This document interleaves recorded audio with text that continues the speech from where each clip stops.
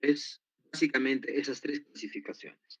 Uno, que es el TIRAD que comentamos, que recuerden, son hallazgos pues de nódulos tiroideos frecuentes que vamos a tener. Acá en nuestro medio al menos es muy frecuente, ¿no? Sabemos que el 95% son benignos y un 5% quizás menos es maligno. ¿Cuál es el detalle? ¿Por qué se clasifica todo esto? El detalle es, uno, para saber, ¿de acuerdo? No es sencillamente voy a clasificarlo y ya, ¿no?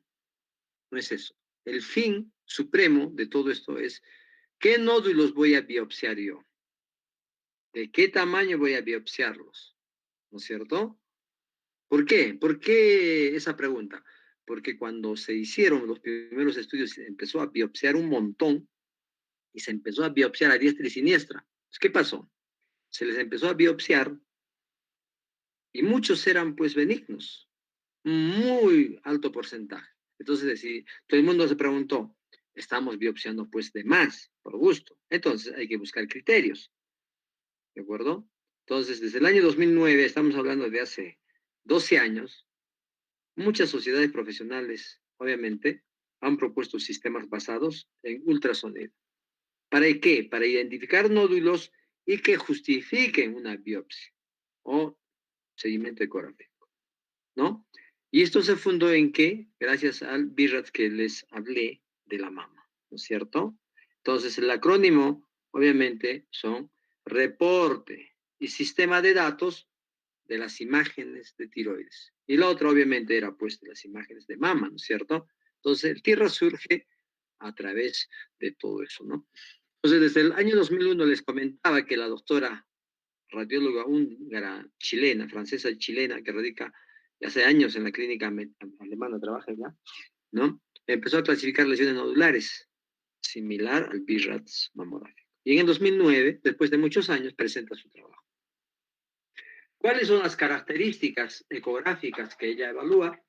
Son pues la ecoestructura, la ecogenicidad, la forma, orientación, transmisión, márgenes, superficie, cápsula, calcificaciones, vascularización.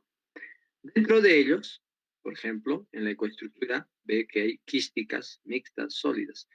Ecogenicidad, anecógeno, que no tiene ecos, es negro, hiperecogénico, muy blanco, isoecogénico, que es similar a la mama, hipoecogénico, que es oscuro, ¿de acuerdo? Entonces, empieza a ver y dice, ¿cuántos de estos, qué estructuras, qué cosa es lo que está relacionado al cáncer?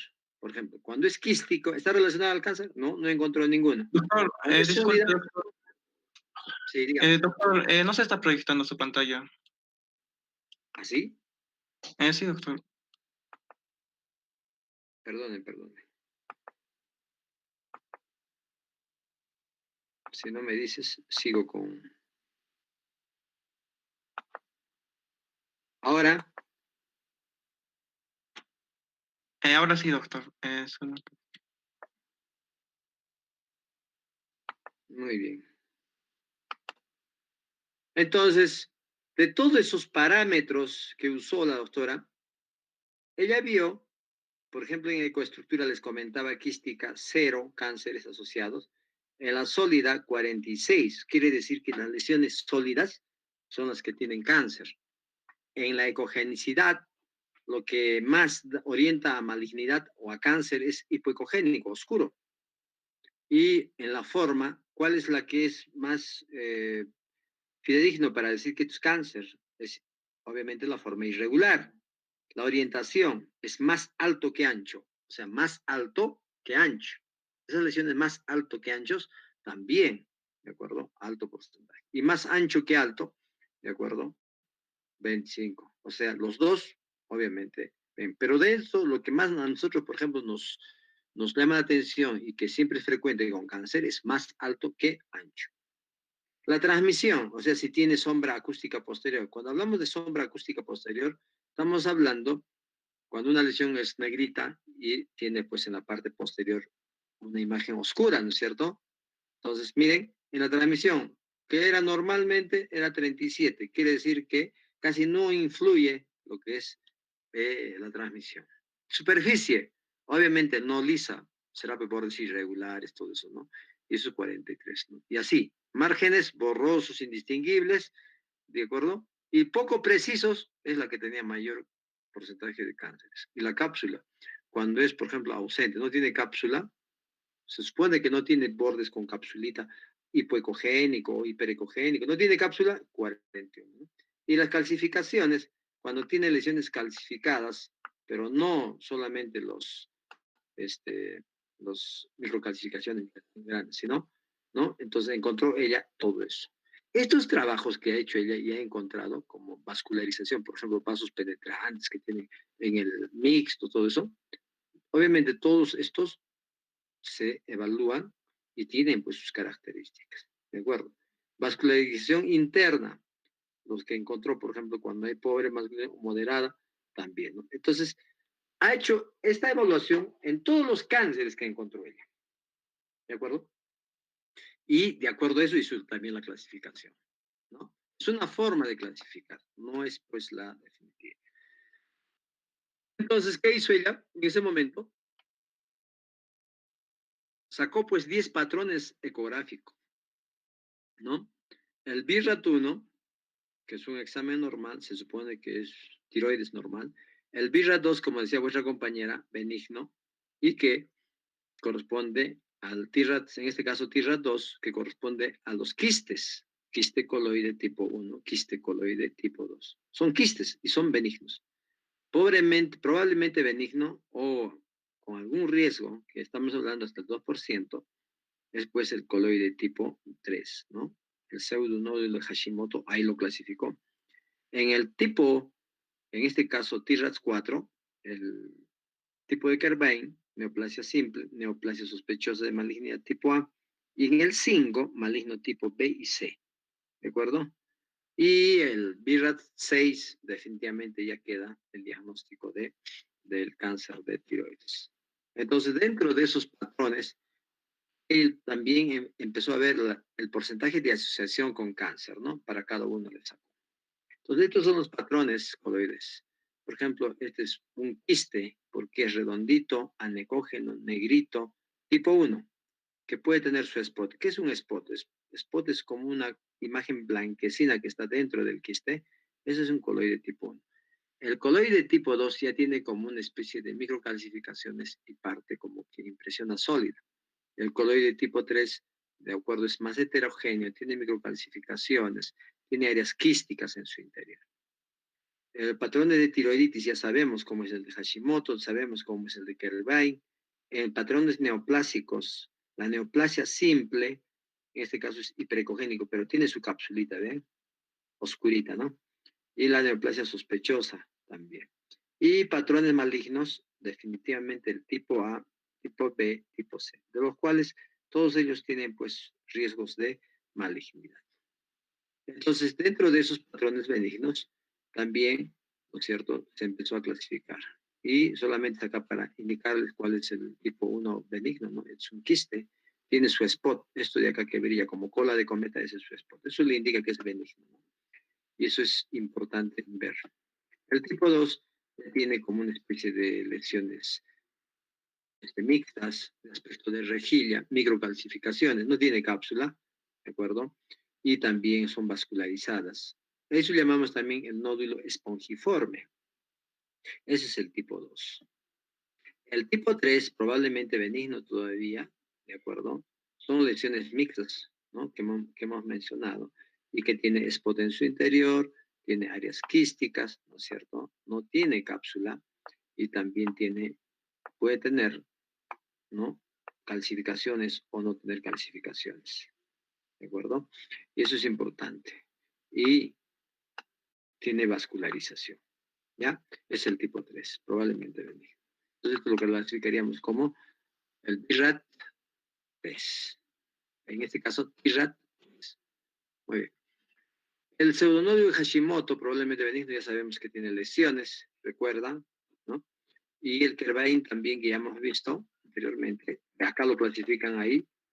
El neoplásico indeterminado sospechoso, ¿de acuerdo? Son netamente sólidos o mixtos, con cápsula, hiperecogénicas, el neoplásico siempre indeterminado, sospechoso, ¿de acuerdo? Que también tiene, pues, alofina en este caso. Y así, todas las lesiones que vamos viendo los ha clasificado hasta el tipo A maligno, sin calcificaciones, el tipo A con calcificaciones, el tipo B, el tipo C, ¿de acuerdo? Todos los tipos que los ha clasificado, como pueden ver ustedes, que tienen vascularización, tienen calcificación. Y de acuerdo a eso, vamos viendo que son malignos. Entonces, cuando vemos nosotros lesiones de este tipo, ¿no?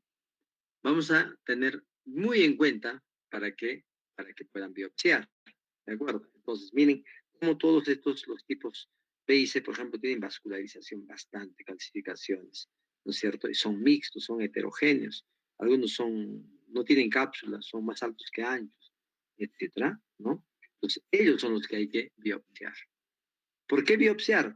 Porque tienen, pues, alto riesgo de malignidad, ¿no? Entonces, ahí es donde la doctora, pues, empezó a clasificar y les puso inclusive, miren, les cambió y les puso inclusive el tipo 4. Como recuerden, al inicio solamente le puso 4 nada más. Acá le puso ya 4A, 4B y 4C. Y les puso inclusive el riesgo de cáncer en porcentajes, ¿no? 5 a 10, 11 a 65 y 66 a 95, ¿no? Y el TIRAT5, perdón, su riesgo de malignidad mayor del 95%. Entonces, ya los clasificó en TIRATS 4A, 4B y 4C, ¿no? Entonces, el TIRATS 1, ustedes saben que es 0% de malignidad, es una tiroides normal, ya hemos visto. El TIRAT 2 son benignas y todas esas lesiones que corresponden al TIRAT 2. El TIRAT 3, hallazgos probablemente benignos, 0, menos del 5% de malignidad. TIRAT 4, hallazgos indeterminados, sospechosos de malignidad en 5 a 95%, ¿no es cierto? ¿Listo? Y obviamente categoría 5 ya es hallazgos sugerentes de cáncer. Tiene una malignidad mayor del 95%. ¿Listo? Y eso es lo que hay que evaluar. Y la categoría 6 se limita a los que tienen diagnóstico comprobado de cáncer de tiroides. ¿No es cierto? Eso es importante. Eso es lo que ha clasificado. Entonces, al inicio, recuerden, al inicio clasificó en TIRATS solamente en tipos, categorías del 1 al 6, ¿ya? Y no puso el porcentaje, y en lo que es en 4. Y luego ya lo clasificó, subdividió o subclasificó la categoría 4 en A, B y C, colocándole porcentajes. ¿Listo? Entonces, ahí quedó. ¿Va a mejorar eso? ¿Va a cambiar? Quizás, quién sabe. Quizás está haciendo otro trabajo y eso mejora. El ACR TIRATS, ¿ya? Son ya también un reporte de datos de tiroides, pero por el Colegio Americano de Radiología, Colegio Americano, que publicó en ese punto, ¿no es cierto? En el año 2012 convocó varios comités. Imagínense 2012, 2013, 2014, 2015. ¿Para qué? Ellos dijeron, vamos a convocar comités para, primero, dar recomendaciones para informar los nódulos tiroideos incidentales. Vamos a convocar para desarrollar un conjunto de términos estándar, un léxico estándar para el informe de ultrasonido, porque todo el mundo está informando como quiere, ¿no? Y luego dijeron, bueno, como ya hay TIRATS, vamos a proponer un TIRATS sobre la base de este léxico. ¿Listo? Y estos comités que se formaron publicaron los resultados en el año 2015, después de 3 años, como les digo, ¿no? Y en ese artículo los autores presentan las recomendaciones del comité ACR TIRATS. ¿De acuerdo? Dentro de ellos, como decía vuestro compañero, se evalúan varios criterios, ¿no? Composición, ecogenicidad por margen, ecogenicidad, ¿no? Y de ellos les pone su puntuación a cada uno de los criterios, ¿de acuerdo? Dentro de ellos, por ejemplo, composición, ¿cuál le pusieron mayor puntaje? Al sólido o casi completamente sólido. 2 puntos. El resto 1 y 0. En ecogenicidad, ¿a cuál le pusieron más puntaje? Al hipoecogénico, oscuro. Como ya en el TIRAS también hemos visto, ¿no? De la doctora Leonora. Más ancho que alto, 0 puntos. Más alto que ancho, 3 puntos. Lo que nosotros encontramos acá en el hospital, les decía, más alto que ancho. Márgenes. Obviamente, los que tienen extensión extratiroidea son márgenes que ya se pasan de la tiroides, salen para afuera, ¿cierto? Focos ecogénicos, ¿a cuál le pusieron más puntaje? A los focos de punteado ecogénico, o sea, como microcalcificaciones, ¿no? No las macrocalcificaciones, las macrocalcificaciones, no. Luego le pusieron, ¿no es cierto?, una categoría a cada uno de esos. En las benignas, obviamente tenían 0 puntos, los no sospechosos 2 puntos, mínimamente sospechosos 3 puntos, moderadamente sospechosos 4 a 6 puntos, altamente sospechosos 7 puntos, ¿no? Obviamente viendo todos estos criterios, ¿no? Todos estos criterios, entonces le pusieron ese puntaje. Al final, tenemos todo lo que es el TIRAT, ¿no es cierto? 1, 2, 3, 4 y 5. Dentro de ellos, por ejemplo, ellos clasifican en composición tales lesiones, en ecogenia tales aspectos, ¿no es cierto? En forma tales aspectos, en márgenes tales aspectos, ecogencia, focos ecogénicos tales aspectos. ¿Y qué propusieron? Dijeron, el TR1 es benigno, no requiere biopsia. El TR2 es no sospechoso, por lo tanto, tampoco biopsia. El TR3 es, digamos, baja sospecha, ¿no? Entonces, ¿qué vamos a hacer? Vamos a hacer biopsia solo a las lesiones que tengan mayor o igual a 2.5 centímetros, ¿no? Empezaron a decir, ¿no? O sea, y luego viene el TIRAT el 4, donde es moderadamente sospechoso. Entonces acá dijeron, vamos a biopsiar inclusive a los que son más pequeñitos, a los mayores de 1.5. Y acá en altamente sospechoso, obviamente ahí ya vamos a biopsiar, inclusive los que son mayor o igual a 1 centímetro, ¿no? Entonces, empezaron inclusive más pequeños que esa a biopsiar. Imagínense, entonces, acá dijeron, nuestra importancia es a cuáles vamos a biopsiar, listo. Pero el detalle de acá no colocaron lo que es la vascularización. Y vimos que la vascularización es súper importante. Ellos no consideraron la vascularización. ¿Se dan cuenta? Entonces, llegaron ahí otros grupos, dijeron, oye, estos no consideraron vascularización, no sirve, ¿no? Entonces, salió también otro criterio, ¿no? Entonces, la medida máxima determina si una lesión debe ser biopsiada o seguida. ¿De acuerdo? Hemos visto, ¿no? Y siempre hay que medir los nódulos en 3 ejes. ¿Listo? Y también hay que incluir el halo del nódulo, ¿no? Entonces, hay que colocar dónde está la lesión. Si es, no sé, se supone, es eh, en la glándula tiroides derecha, izquierda, en el istmo, en la parte superior, en la parte media, en la parte inferior, ¿no es cierto? Si es lateral, medial, anterior, posterior, o sea, todo debería indicarse, ¿no? Y siempre el comité recomienda que no se sigan más de 4 nódulos, los que tienen puntajes más altos, de los cuales, de los 4, ¿no? Inclusive, se supone que son 4 nódulos. Y de los 4 nódulos, ¿no? ¿Qué vamos a hacer? Vamos a biopsiar, obviamente, solo los que tengan mayores criterios, que van a ser 2, digamos, ¿no? Entonces, y ahí agregaron, el crecimiento significativo se define cuando aumenta el 20%, al menos en 2 dimensiones, ¿no es cierto? Y un aumento mínimo de 2 milímetros, un aumento de volumen del 50% o más. O sea, cuando va a aumentar ese porcentaje, vamos a hablar de crecimiento significativo. Entonces, vamos a decir, está creciendo, hay que biopsiar, ¿no? Entonces, es importante revisar también las medidas con ecografías anteriores, si tenemos ecografías anteriores. ¿Cuándo hacer control ecográfico?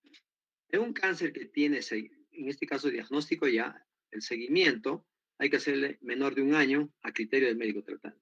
Puede ser, por ejemplo, hay médicos que indican cada 3 meses, cada 2 meses, cada 6 meses, dependiendo, ¿no? Entonces eso ya es de acuerdo al criterio del médico.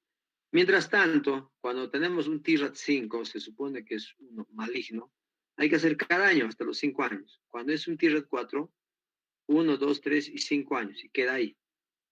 TIRAT 3, obviamente, 1, 3 y 5 años, intercalado, ¿no? Entonces, ellos propusieron ese tipo de seguimiento. ¿Listo? Si en el nivel del ACR TIRAT de un nódulo aumenta durante ese seguimiento, el próximo control debe realizarse en 1 año, independientemente de su nivel inicial. Nosotros, como no tenemos muchos criterios y todavía manejamos al azar, tratamos de hacer las ecografías mucho más antes, ¿de acuerdo? Cada 3 meses o cada 6 meses. Así se hace, ¿no? Entonces, no estamos bien. Dos nódulos con el total de puntos de ACR-TRADS más altos que cumplan con los criterios de biopsia es la que se van a biopsiar, como que ya les dije, ¿no? O sea, se evalúan 4. No, digamos, si hay 10 lesiones, no voy a evaluar por los 10. Tengo que considerar los 4 que tienen mayor puntaje de riesgo, de los cuales 2 voy a biopsiar. Tampoco se indica biopsiar más, ¿no? Entonces, el tamaño no debe ser el criterio principal para decir qué nódulo tomar muestras. ¿Por qué? Los que tienen mayor puntaje. Eso es importante, ¿ya? Eso es importante. Entonces, si hay 3 que caen en el hacer tiras para biopsia, ¿cuál se biopsia? Los 2 con la apariencia más sospechosa, ¿no? Por eso es que esto ayudó para que ellos empiecen a biopsiar los que realmente eran sospechosos. ¿Listo? Los hallazgos anormales que sugieren metástasis en ganglios linfáticos incluyen. O sea, ¿cuándo vamos a decir esto está sospechosamente y ha hecho metástasis a los ganglios cervicales? Cuando ese ganglio, que hemos visto que tenía su hilio blanquito, ¿no es cierto? Va a empezar a perder ese hilio ecogénico normal. Todo se va a volver negro. Otro, cuando hay presencia de flujo periférico, porque normalmente el ganglio, ¿dónde debe tener su flujo? En el centro, a nivel del hilio, ¿no es cierto? Pero en este caso se vuelve todo lo contrario. El flujo empieza periféricamente. Cuando es heterogéneo, cuando tiene áreas quísticas, focos ecogénicos que pueden representar microcalcificaciones. En esos casos hay que biopsiar, ¿ya? Y también se recomienda biopsia de hasta 2 ganglios sospechosos, ¿no? Que justifiquen una biopsia. No tampoco todos, ¿no? Entonces, se dan cuenta que ellos ya han puesto criterios para biopsiar.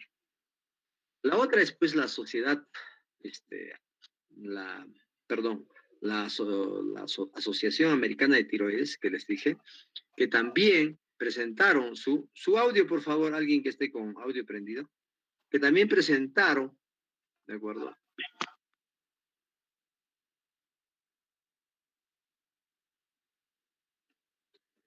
Entonces, miren, ¿desde qué año ya? En el año 96 publicó pautas de tratamiento para pacientes con nódulos tiroideos, ¿de acuerdo? Y el cáncer diferenciado de tiroides, ¿no? Para los dos. Que incluye el cáncer papilar y folicular, comprende la gran mayoría, más del 90%, que es el cáncer papilar y folicular, ¿no? Eso es cierto, ¿no? De todos los cánceres de tiroides que se han revisado hasta ese año. Entonces, ¿cuáles eran las recomendaciones del ATA? Primero, ahí tiene que haber criterios clínicos y de ultrasonido para la biopsia, por aspiración con aguja fina. O sea, no solamente ultrasonido, sino criterios clínicos también. Otro, la interpretación de los resultados de la biopsia por aspiración con aguja fina, que es, en algunos casos inclusive hay patólogos especialistas en, obviamente, el resultado, ¿no? En biopsia para leer lo que son las biopsias de tiroides. El uso de marcadores moleculares y el manejo de los nódulos tiroides benignos, ¿no? ¿Qué más? Respecto al tratamiento inicial del cáncer de tiroides. ¿Qué dijeron respecto al tratamiento inicial? Dijeron, el cribado del cáncer de tiroides, la estadificación y la evaluación de riesgos, el tratamiento quirúrgico, la ablación y el tratamiento con remanente de yodo radioactivo, la terapia de expresión tirosina con levotiroxina. Eso es lo que se hace hasta ahora, ¿no? Entonces, ¿qué se hace? Se hace un cribado, se diagnostica, se hace el estadiaje, se evalúan los riesgos y se empieza el tratamiento quirúrgico, ¿no es cierto? O sencillamente la ablación y el tratamiento con remanentes de yodo radiactivo. Eso se hace en Arequipa, ¿no? Y la terapia de supresión de tirotropina con levotiroxina. Les dan levotiroxina y también pues les dan calcio, ¿no? Y tienen que tomar por el resto de su vida, ¿no? Obviamente controlándose. Respecto al tratamiento a largo plazo del cáncer de tiroides diferencial, obviamente hay que hacer la vigilancia de la enfermedad recurrente mediante imágenes y tiroglobulina sérica, ¿no? Hay imágenes, es recontra importante, ecografía. La terapia con hormonas tiroideas y el tratamiento de la enfermedad recurrente y metastásica. ¿Listo? Entonces ellos clasificaron el patrón ecográfico, miren, en alta sospecha, sospecha intermedia, baja sospecha, muy baja sospecha y definitivamente pues que es benigno, ¿no? Entonces, si se dan cuenta ustedes, entre el TIRADS, el ACR TIRADS y esta, obviamente varía bastante. Entonces, en alta sospecha, ¿qué cosa es lo que clasificaron ahí? Dijeron, a ver, nódulo hipoecogénico, oscuro, sólido, ¿no es cierto? Y que tenga más o menos las siguientes características. Los bordes irregulares, tengan microcalcificaciones, forma más alta que ancha, que también concuerda con el ACR-TRADS, calcificaciones del borde con un pequeño componente extrusivo del tejido blando, evidencia de extensión extratiroidea también. Entonces, a este grupo de alta sospecha, ¿qué le pusieron? Riesgo estimado de malignidad mayor a 70-90%. Pero lo más importante, la biopsia, el tamaño más grande. Se recomienda biopsia a mayores de 1 centímetro. ¿Listo? Entonces, ahí queda. Y así, sospecha intermedia, baja sospecha, muy baja sospecha y benigno. En benigno quedan pues, los nódulos puramente quísticos, sin componente sólido. A ellos, obviamente, riesgo de malignidad menos del 1%, no se les hace la biopsia. Imagínense, acá casi a todos se les hace la biopsia, ¿de acuerdo? De acuerdo al tamaño de la lesión. Entonces, por ejemplo, si tenemos una lesión muy baja sospecha, pero es un nódulo espongiforme o parcialmente quístico, ¿no? Sin ninguna de las características anteriores descritas, ¿no es cierto? Pero puede existir un riesgo estimado de malignidad menos del 3%. ¿Le puedo biopsia? Sí, pero la biopsia va a ser cuando la lesión sea grande, mayor de 2 centímetros, ¿no es cierto? Y cuando no tenga la biopsia, hay que observarlo. ¿Listo? Puede pasar a baja sospecha, a sospecha intermedia y quizás más. Entonces, imagínense ustedes las tres formas de manejo que se ve de la tiroides. Es pues realmente lo que nos preocupa a nosotros. ¿Por qué? ¿Por qué nos preocupa? Porque al final tenemos que hacer un informe, ¿de acuerdo? Viendo las características, cuál de ellos tomamos, ¿no? Y eso tenemos que tomar en consideración porque tenemos bastante incidencia de cáncer de tiroides. ¿Listo? Muy bien. Eso es lo que quería comentarles sobre lo que es tiroides. No es fácil, ¿ah? Imagínense, cualquiera pensaría que glándula tiroides es una maravilla, algo sencillo. No, bastantes lesiones. Yo tengo, a ver, 2, 3, 4, por lo menos 5 amigos que tienen cáncer de tiroides y han sido operados y de ellos, pues, 3 son compañeros de uno es colega y 2 son pues compañeros de trabajo del hospital, ¿no? Entonces, inclusive más creo, que tienen cáncer actualmente y ya se han hecho operar y están en seguimiento, ¿no? Y han recibido yodo radiactivo, les han operado quirúrgicamente y siguen con sus controles, ¿no? Y ellos prácticamente todos los días tienen que estar en ese problema, ¿no? Que si los medicamentos les hacen bien, o se baja, o se sube, o empiezan con taquicardia, o empiezan con calambres, ¿de acuerdo? Hay de todo, entonces tienen que estar controlándose.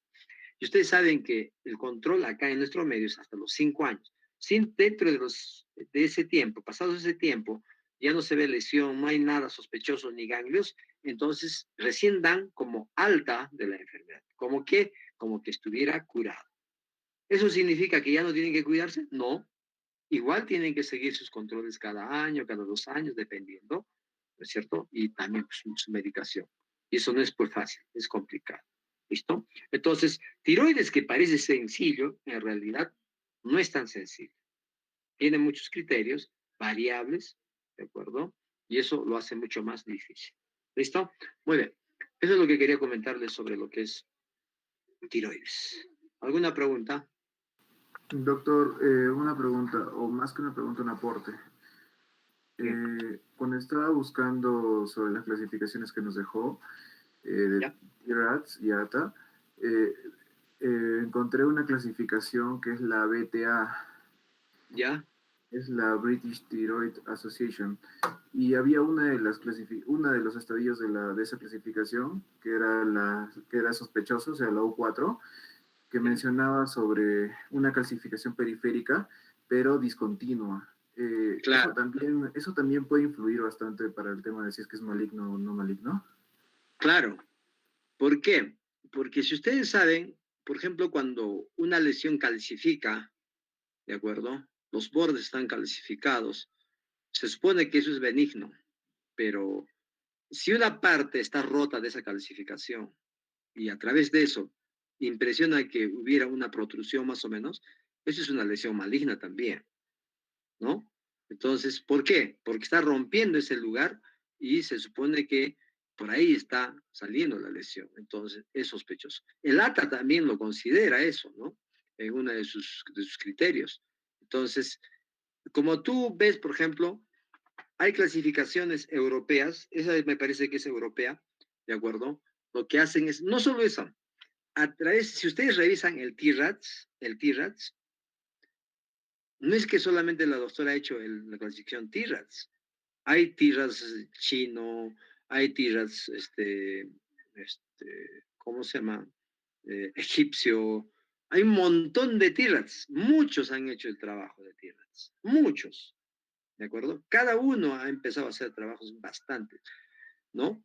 Inclusive recuerdan un nombre que les mencioné anteriormente cuando veíamos lo que es la clasificación, no sé si está por acá, la clasificación de, ay, perdón, la clasificación de,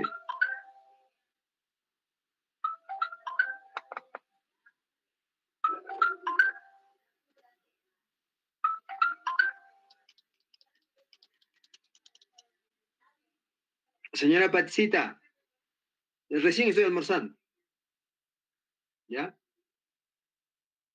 Sí, sí, sí, más o menos, ¿ya? Por favor, chao, chao.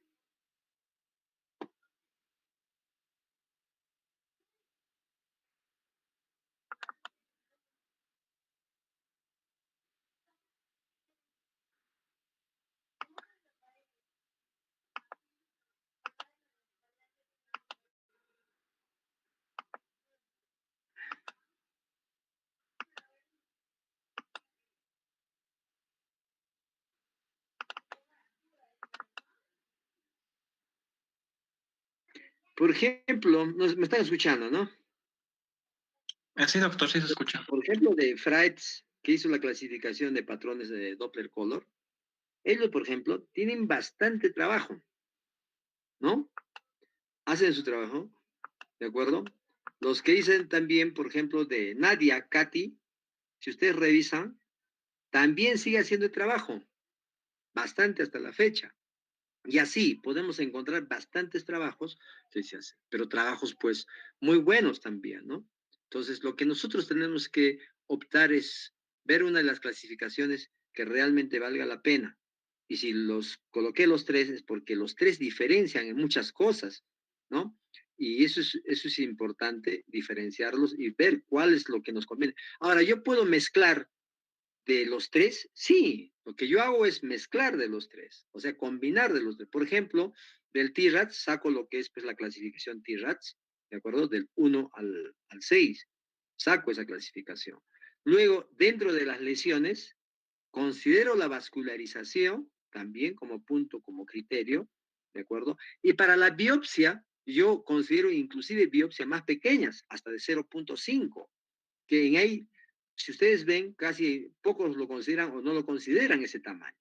Entonces, eh, nos quedamos de que una lesión maligna, ¿cierto? Es hipoecogénica mayormente, más oscura, bordes irregulares, no tiene su cápsula, en este caso inclusive la calcificación está rota, ¿de acuerdo? ¿Qué más? Más alto que ancho, su flujo vascular, cuando es mixto y es central, eso es más sospechoso, ¿de acuerdo? Y obviamente cuando hay lesiones metastásicas en ganglios sospechosos, a eso nosotros lo consideramos maligno. Esos criterios, ¿de acuerdo? El tamaño no tanto, ¿por qué? Yo pienso que el tamaño también influye en el sentido de que muchos hacen su trabajo con ecógrafos que tengan pues mejor, digamos, mejor resolución o baja resolución, no lo sé. Pero nosotros lo que hacemos es con un ecógrafo que tiene dos transductores lineales. Imagínense, ¿no? Nos damos ese lujo. Y uno de ellos es de 14 megahertz y el otro es de 18 megahertz. O sea, tiene muy alta resolución. Y este de 18 megahertz, cuando nosotros vemos una lesión nodular solamente con un ecógrafo así chusquito, por ejemplo, yo tengo mi ecógrafo, lo veo en la clínica, ¿no? Veo la lesión y cuando esa misma lesión lo voy a ver con el de 18 megahertz, es otra cosa. Se puede visualizar perfectamente muchas cosas, ¿no? Entonces, mucho depende también de ese equipo que estoy usando. Entonces, yo les comento esto porque hasta lesiones muy pequeñas mando biopsiar hoy en día y sale positivo, ¿no? Entonces, hay que tomar en consideración muchos de estos criterios, ¿de acuerdo? Para poder mejorar nuestro examen ecográfico. Siempre a mí me han enseñado de que el flujo vascular influye bastante en lo que es la lesión. Si ustedes se van a dar cuenta, hay lesiones neoplásicas, cánceres, que no tienen flujo vascular mixto, es periférico, pero eso es un poco porcentaje, ¿de acuerdo? Entonces, en tiroides hay que tener bastante cuidado, ¿ya? Es una lesión, es una de las lesiones frecuentes, ¿de acuerdo? Y el cáncer se puede dar en cualquier momento. No sé qué pasa acá en Puno, pero tengo bastantes pacientes con cáncer de tiroides. Ahora, ¿qué pasó? Muchos pacientes, ¿de acuerdo? Mandaron biopsiar y salió la biopsia primero como cáncer, acá en Puno, lo llevan a Arequipa y en Arequipa sale negativo. ¿Por qué? Porque uno, ¿de acuerdo? En una biopsia puede ser que saques buena muestra y salga positivo, y en la otra biopsia, que no hayan sacado pues buena muestra, ¿no es cierto? Puede ser uno. La otra puede ser que el patólogo que está acá no está tan capacitado y allá sea realmente un patólogo especialista en tiroides. Porque ustedes deben saber que los patólogos es como una subespecialidad, no todos ven todas las lesiones. Hay patólogos que ven, por ejemplo, muy bien lesiones de riñón, pero hay otras que no. Por ejemplo, mi amigo, el doctor Saúl Guaquisto, no sé si alguien lo conozca, él es nefrólogo, él, por ejemplo, envía sus muestras a Lima. Él no los manda, no los hace leer ni acá ni en Arequipa. Entonces, depende de cada uno, imagínense, ¿no? Entonces, mucho depende también de eso. ¿Listo? Ok. Si no hubiera ninguna pregunta más, perfecto. Entonces, eso es lo que quería contarles sobre la tiroides. Ahora vamos a hablar sobre lo que es mamografía y el cáncer de mama. ¿Ya? Muy bien. ¿Alguna pregunta antes? Nada, ¿no?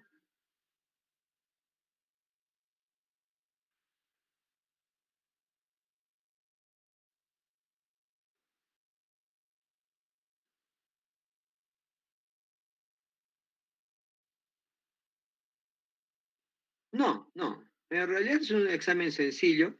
La biopsia se hace así sin anestesia local, solamente es con aguja fina, ¿de acuerdo? Y lo que se hace es se estila, no sé si me están viendo, se hace con la agujita, ¿de acuerdo? Esto es mi tiroide, digamos, se introduce hasta la lesión con guía ecográfica, se mueve un poco así, ¿no?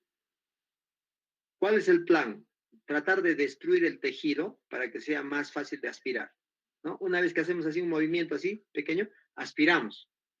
Y solamente eso lo que aspiramos se extiende en una lámina, ¿de acuerdo? Una lámina, se coloca otra lámina encima, ¿listo? Y tenemos en alcohol, ¿de acuerdo? No es en formol, nada, solamente alcohol. ¿Listo? Otra laminita igual también, haces esto, sacas, aspiras, también. Y al final de la misma aguja, lo podemos también sacar, limpiar y también. Tenemos unas 3, 4 o 5 láminas, ¿no?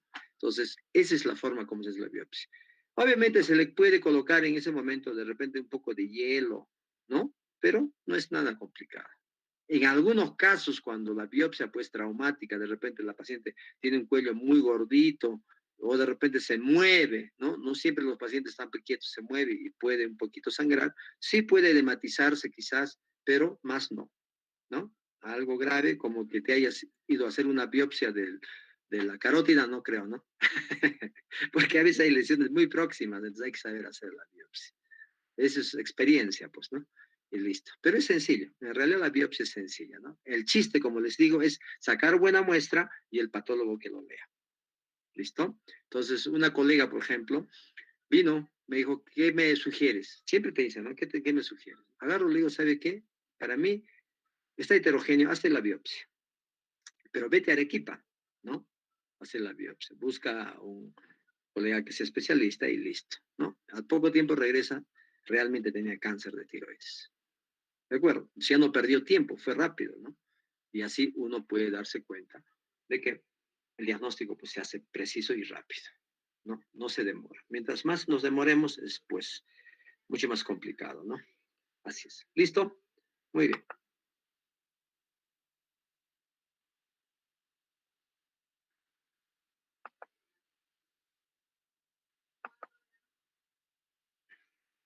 Mamografía y cáncer de mama. El cáncer de mama es una lesión muy frecuente, ¿de acuerdo?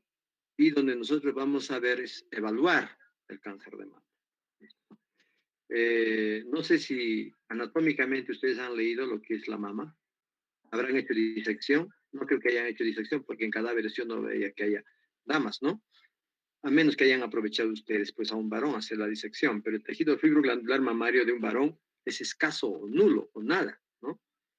Entonces, esto es una placa mamográfica, una imagen en media lateral oblicua. Es como que, si me están viendo, es como si se hubiera aplastado así, ¿no? Oblicua. Y la otra es la cráneo caudal, que es de arriba hacia abajo. Esas dos incidencias es la que se usa. Y eso se toma pues con rayos X también, ¿de acuerdo? Entonces, miren, la mama tiene pues una unidad ductal, lobular terminal, ¿no? Acá. Lóbulo, ducto y todo eso. Acá se supone que nosotros vamos a tener lesiones pequeñas y también el ducto. Cuando tenemos en el mismo lóbulo, hablamos pues de carcinoma lobular o lobular, ¿no? Y cuando tenemos en el conducto, hablamos de carcinoma ductal. Primero, cuando es en el mismo ducto y todavía no se ha extendido para afuera, hablamos de ductal in situ. Y cuando ya se expande para afuera, estamos hablando de carcinoma ductal invasor, ¿no? Entonces, ¿cuál sería lo mejor en esta etapa? Después, definitivamente, descubrir un cáncer intraductal.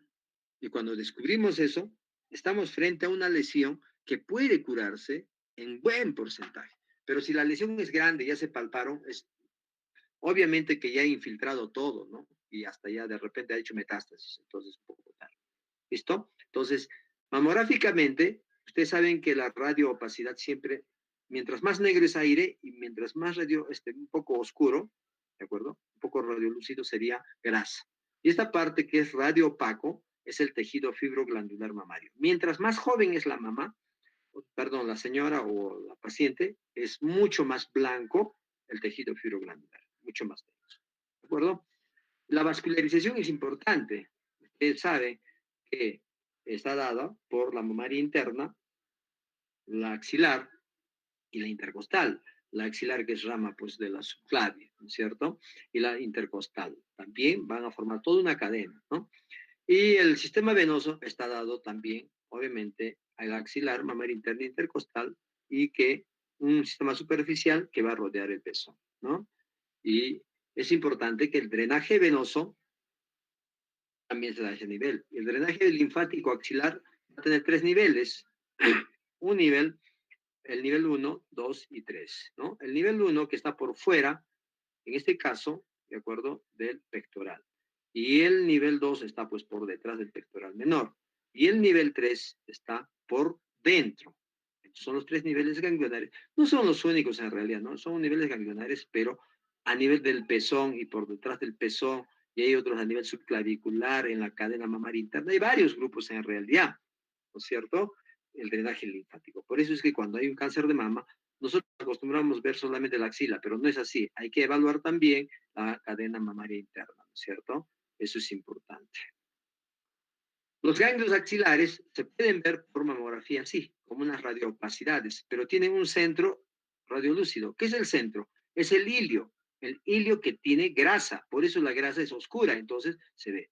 Mientras más blanco y redondo sea el ganglio, es más sospechoso de lesión, ¿no es cierto? En este caso, metástasis. Este es un ganglio normal. Vean la cortical más oscurita en la mamografía, en la resonancia, se ve muy bien, ¿no es cierto? El tejido mamario por acá, y tejido mamario por resonancia, y se ve así.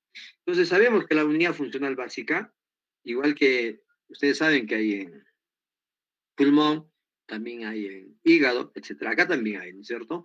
Y sabemos que la mama está compuesta por 15 a 20 lóbulos, ¿de acuerdo? Las cuales van a drenar cada uno por un sistema colector hacia el pezón. Y obviamente, por lo tanto, habrá también 15 a 20 conductos, ¿de acuerdo? Esos conductos son, pues, los conductos galactóforos, ¿de acuerdo? Eso es importante que ustedes conozcan, ¿ya? Entonces, ¿dónde se inicia la lesión? Ya hemos dicho dónde, ¿no? Acá en los conductos, en los lóbulos también, ¿no? Ahí. Entonces, eso es importante que conozcan. Bueno, hay una norma técnica, lo van a revisar si pueden, el Plan Nacional para la Prevención y Control de Cáncer de Mama en el Perú, del año 2017 y 2021, ¿no? Que es del MINS. Entonces, en esa norma manifiesta que es la causa más frecuente de cáncer en mujeres de los países occidentales, y en el Perú es la primera causa de cáncer en mujeres, y segunda en frecuencia a nivel de todos los cánceres. ¿Por qué? ¿No es cierto? Obviamente, las primeras será pues el cáncer de cuello uterino, creo que es, ¿no? Entonces, definitivamente, acá también, recuerden ustedes que el cáncer de pulmón también ocupa un cuarto lugar, más o menos, ¿no? Su incidencia es 28 casos por cada 100.000 habitantes. ¿Qué significa eso? Si en Puno tenemos una población de 200.000, habrá pues unos 56 casos más o menos al año, ¿no? Pero si no hacemos ese diagnóstico, obviamente van a estar escondidos.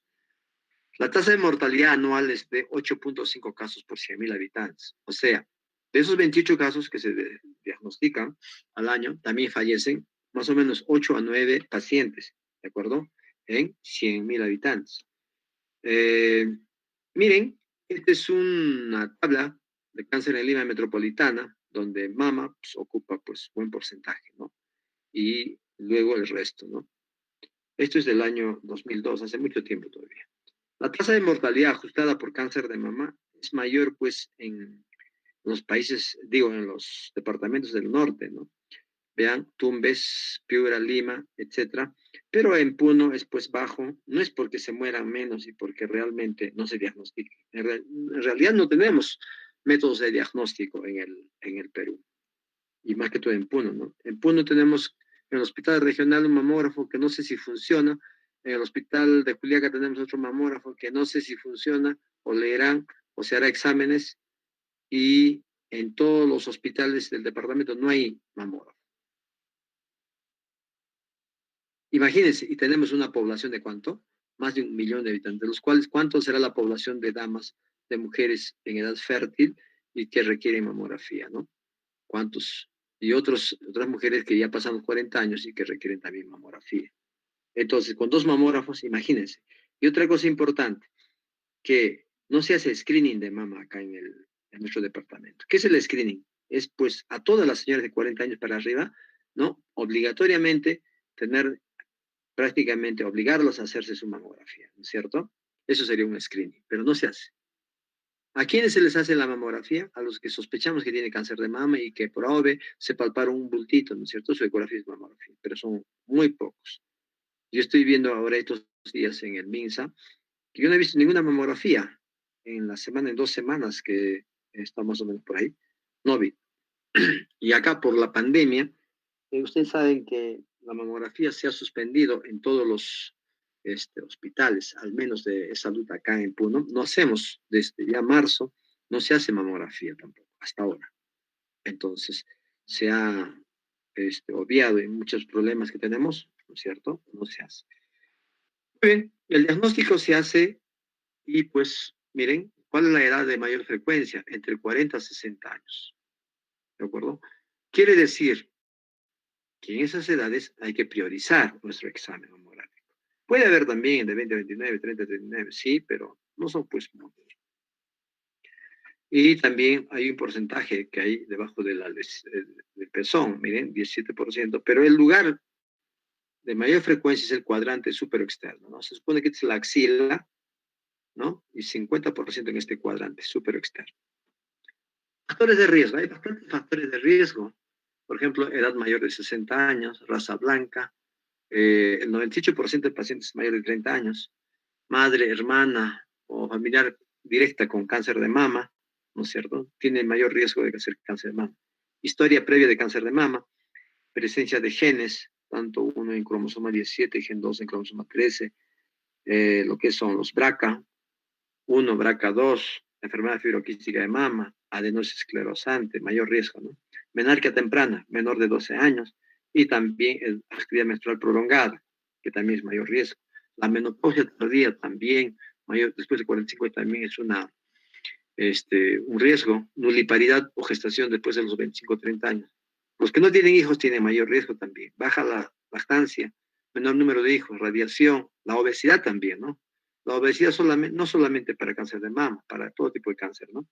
Uso indiscriminado de anticonceptivo hormonal de reemplazo, una terapia de reemplazo, ¿no? Que se hace entre 5 a 10 años también. Cáncer de ovario, útero, colon también está relacionado.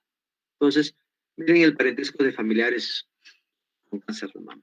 Si la mamá tiene cáncer, el riesgo es pues 77%, perdón, 32% más o menos. Si la hermana tiene cáncer, el 29%. Si la tía tiene cáncer, un 19%. Si la abuela, prima, hija, etcétera, miren, el riesgo siempre está ahí. ¿Cómo se presenta clínicamente el cáncer de mama? Uno, lesión no palpable, que se hace por mamografía. Esto es el diagnóstico inicial, ¿no? La masa palpable, 50% en cuadrante superexterno, 20% central. Cuando se hace la masa, esa lesión ya es grande y probablemente ha hecho metástasis. Adenopatías a nivel axilar, a nivel supraclavicular, yugular, cervical, etc. Alteraciones cutáneas, cuando ve retracción del pezón, ligamento de Cooper, que también se retrae, piel de naranja, ulceración, erosión, que son lesiones inflamatorias, ¿no? Retracción del pezón, dolor, secreción por el pezón, enfermedad metastásica, 50-60%, metástasis a hueso, a pulmón, hígado, ¿cierto? ¿Cuál es el síntoma más frecuente? El tumor, 78%.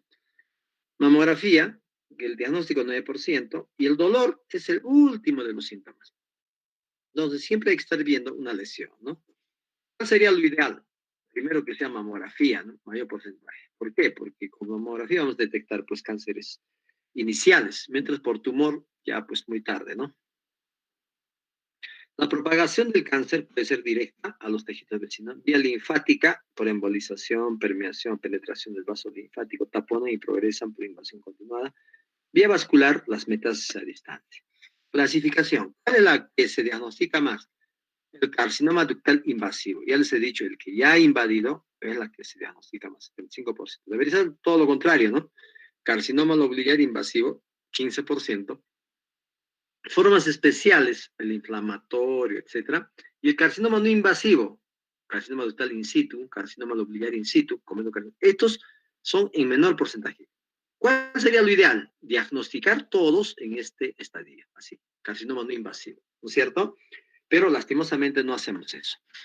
La clasificación TNM está dado T por tumor, eso es la clasificación para todos los tumores, como en el cáncer de pulmón, recuerda. El ganglio, N y metástasis, ¿de acuerdo? Es importante. En T, por ejemplo, tenemos varias clasificaciones, en esto van a ustedes leerla, ¿de acuerdo? En ganglio es igual, ¿no? Y metástasis del mismo modo también. Entonces, el estadiaje se hace en función, ¿no es cierto?, a la clasificación TNM, el grado del tumor y resultados de la prueba de ER, PR y ERF2. O sea, cuando hablamos de ER, PR, estamos hablando lo que son, pues, estrógeno y progesterona, que son las hormonas más frecuentes, ¿no es cierto? Por eso es importante. Si no sé, se me ocurre, por ejemplo, que sea progesterona dependiente, ¿no? Entonces se tendrá que suprimir esa hormona, ¿no es cierto? El tratamiento va a eso también, ¿no? Y por eso es que los resultados se tienen que ampliar con inmunohistoquímica. Esto es pues, por inmunohistoquímica, ¿no? Y eso nos va a ayudar para ver la evolución. Estadio 0, estadio 1A, todos los estadios que ustedes puedan ver, ¿de acuerdo? Ya saben, y el 4 pues es metastásico.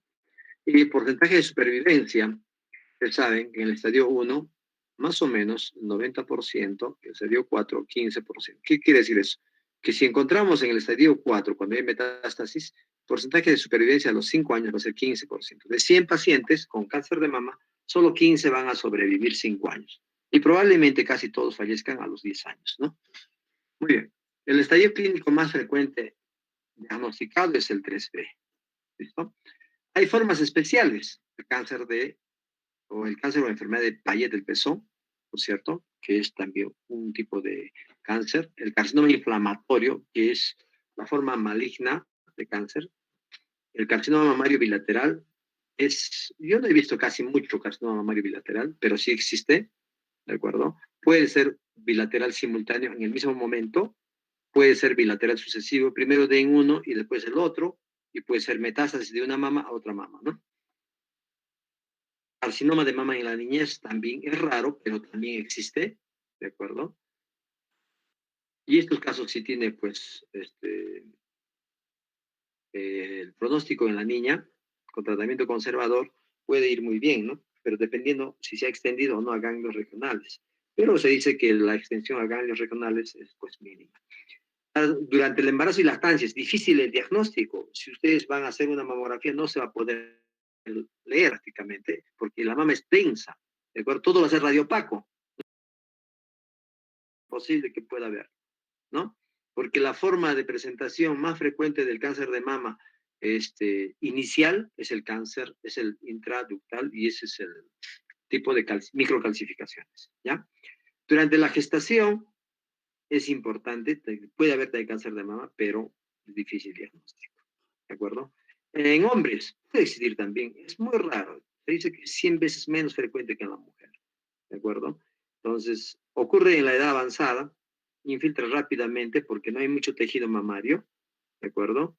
Y definitivamente hay que tener bastante cuidado porque puede ya inclusive dar metástasis. Y el comportamiento, el tratamiento es igual que el de las damas. Diagnóstico del cáncer de mama. La autoexploración se dice que es un examen siempre importante, pero lastimosamente, como ya les dije, cuando uno se palpa y se ve una tumoración, generalmente es muy avanzada. La exploración clínica, ¿no es cierto? En este caso, también la sensibilidad es muy baja, ¿no?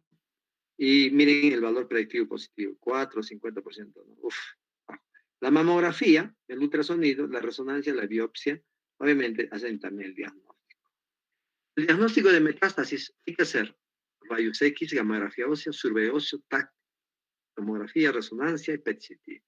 En examen laboratorio se pide otros exámenes como fosfatasa alcalina, deshidrogenasa láctica, prueba de función hepática, etc. Inmunoreceptores o marcadores tumorales, ya hemos dicho, ¿no?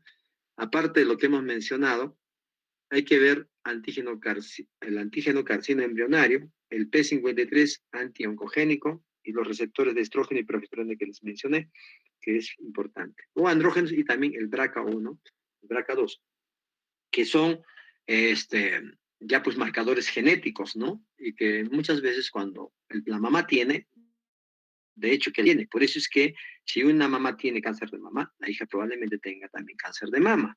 Y si se hace BRCA1 y 2 a la mamá y tiene, y la hija también tiene, de hecho que va a tener cáncer de mama. ¿Cuál sería la solución? A embarazarse antes, tener 2 hijos o 3, dar de lactar lo máximo que se pueda, operarse las mamas y ponerse prótesis, ¿cierto? Donde no hay tejido fibroglandular, no hay cáncer. Entonces, en ese caso, sería el tratamiento. No así hace en otros lugares, ¿no? Pero eso habría que ver. Y en nuestro medio, pues imagínense que acá se diagnostiquen el cáncer de mama para sacar el BRCA1, BRCA2, ¿no? Es un poco complicado. Hay que pagar nuestro dinero y hay gente pobre que no tiene, entonces se queda ahí. ¿Listo? Muy bien. La mamografía es un examen muy importante en el cáncer de mama, ¿no? En estadio más precoz y tamaño menor, ¿de acuerdo? Que podría ser detectado de otra manera. No hay, pues, no. La proporción de muertes ha bajado enormemente en una ciudad desde que se hicieron los exámenes de mamografía. Algunos cánceres alcanzan el nivel de incurabilidad mientras son microscópicos. Otros tumores muy grandes, ¿no es cierto? Generalmente no terminan en muerte. Entonces, ¿qué indica eso? Indica pues que hay cánceres. Señora Glorita, hay.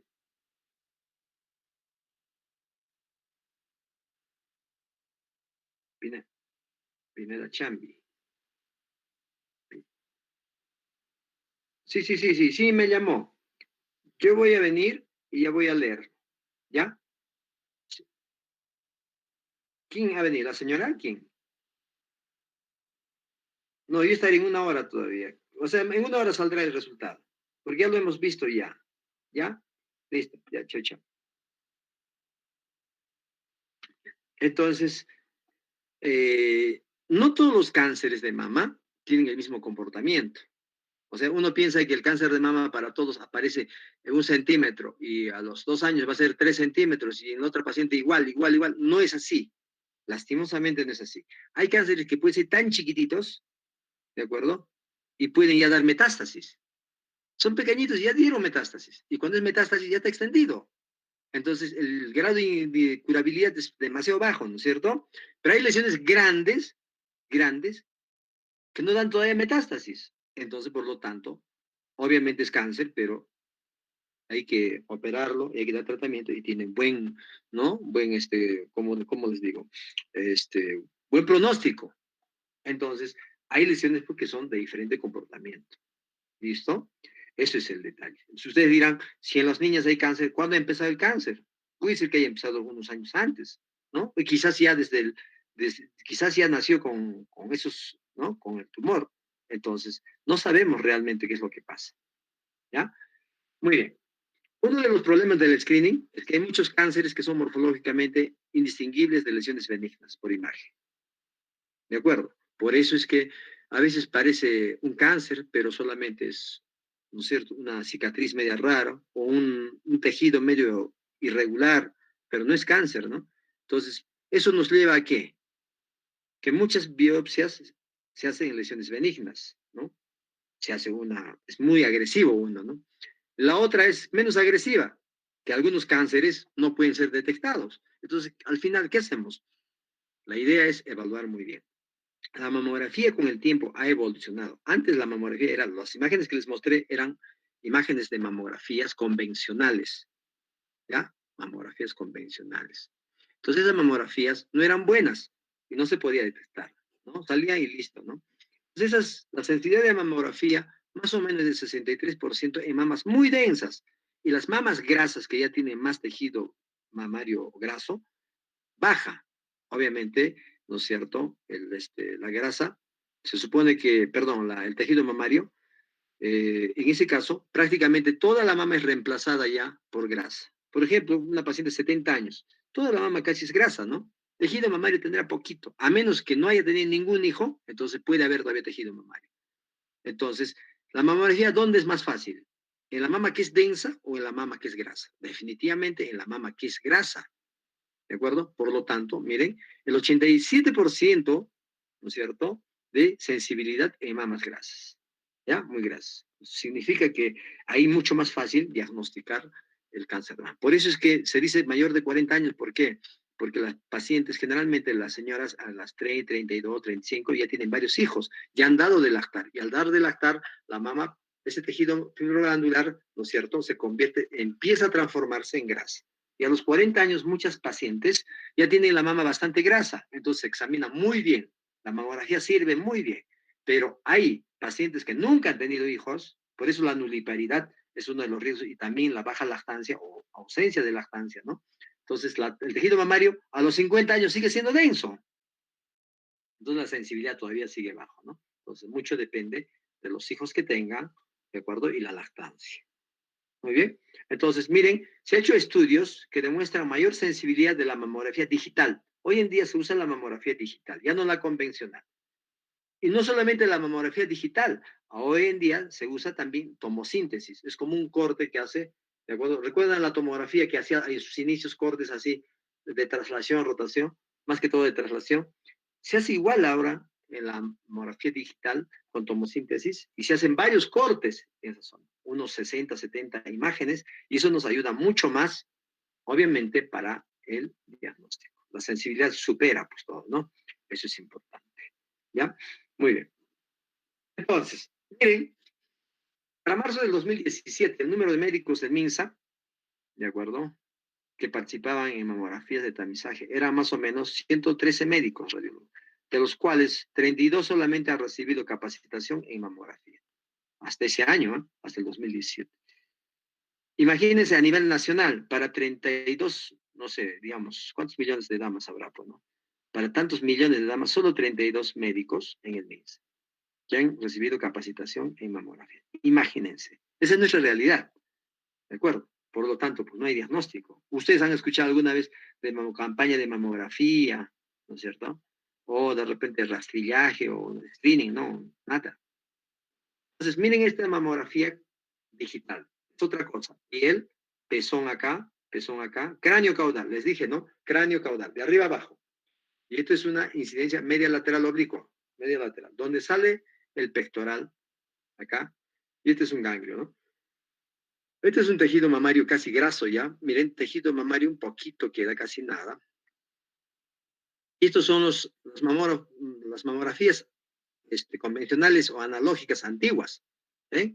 Todavía. Entonces, acá hay grupo de microcalcificación, acúmulo de microcalcificación, ¿de acuerdo? Que implica pues cáncer de mama. Se hace la biopsia, probablemente sea microinvasor o invasor, pero igual, ¿no es cierto?, se diagnostica a este nivel, ¿no?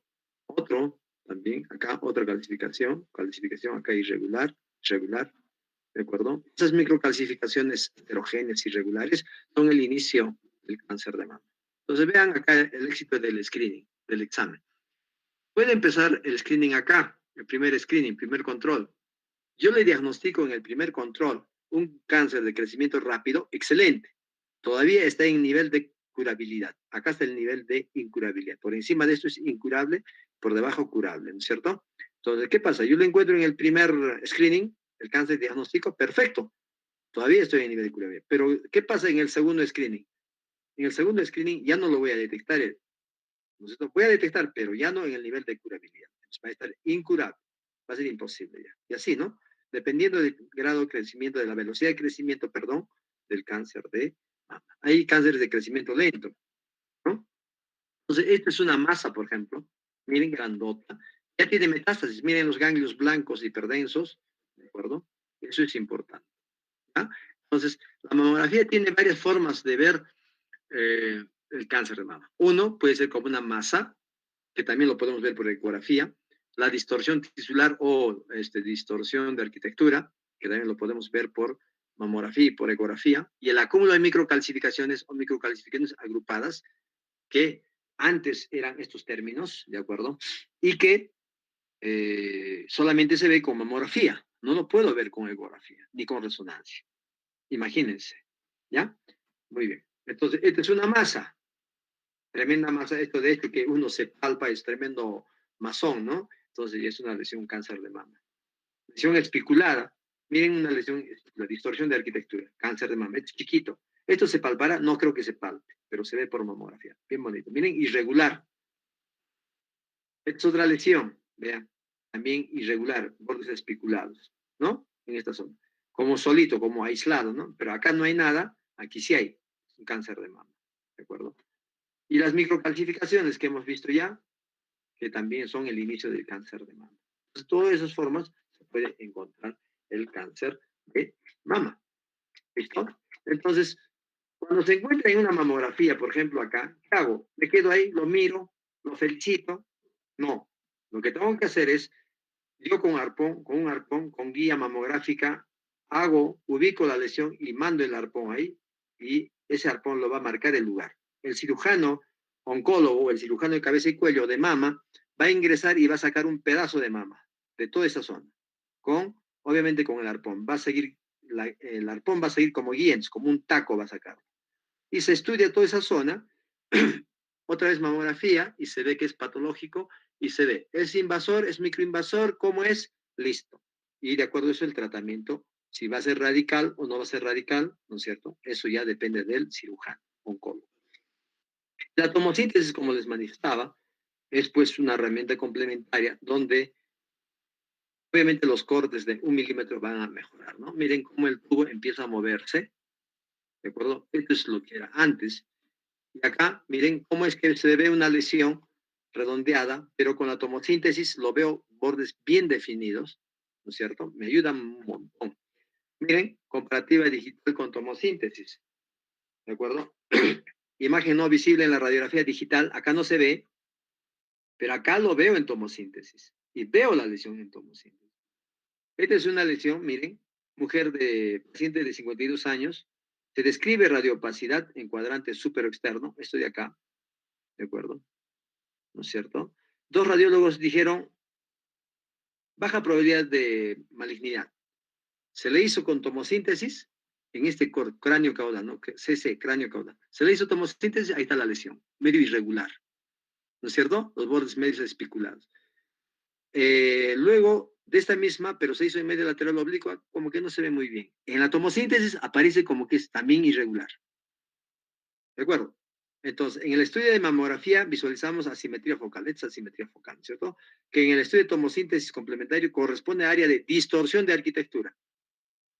¿Listo? Entonces, cuando se le hizo la ecografía salió así, una lesión más alta que ancho, oscura, con sombra posterior, y terminó siendo, obviamente se le hizo su resonancia, resonancia y su patología, terminó siendo carcinoma tubular.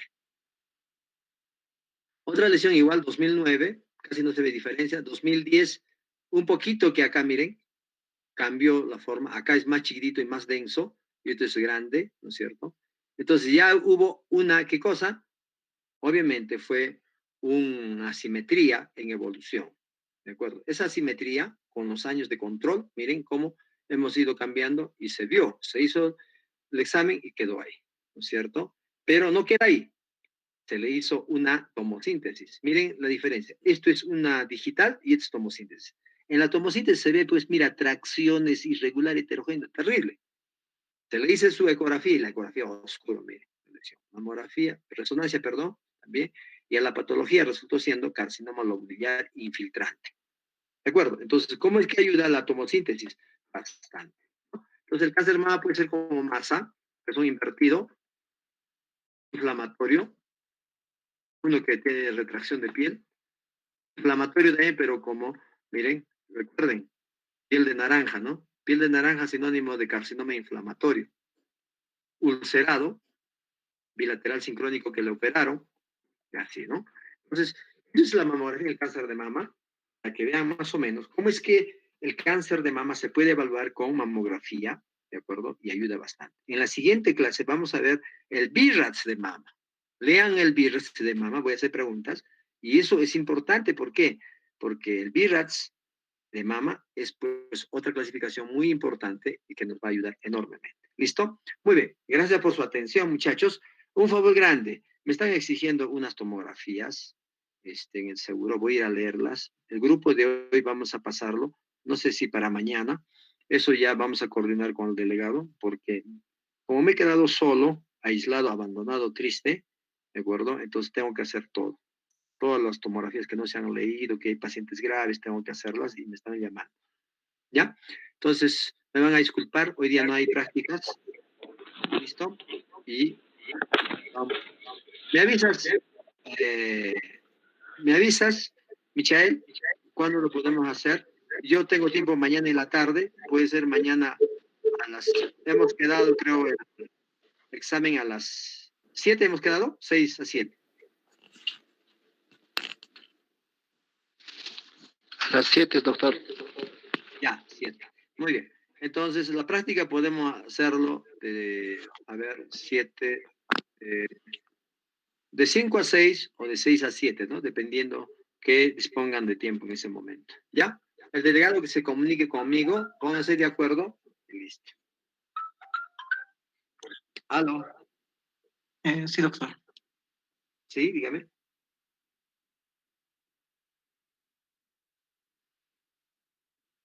Sí, sí.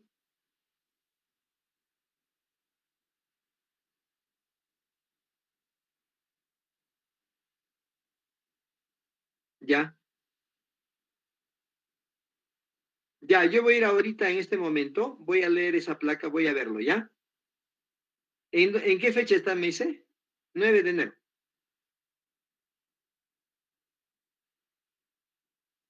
Ya, ya, listo, listo. Lo voy a ver y ya y lo subo al sistema. Ya, listo, chao, chao.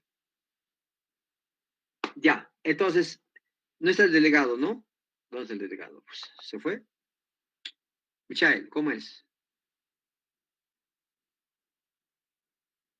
Nada. No sé, parece que están ausentes. Sí, estaba, doctor. Muy bien, entonces, quedamos en eso, muchachos. ¿Listo? El examen, hemos dicho que va a entrar hasta tiroides.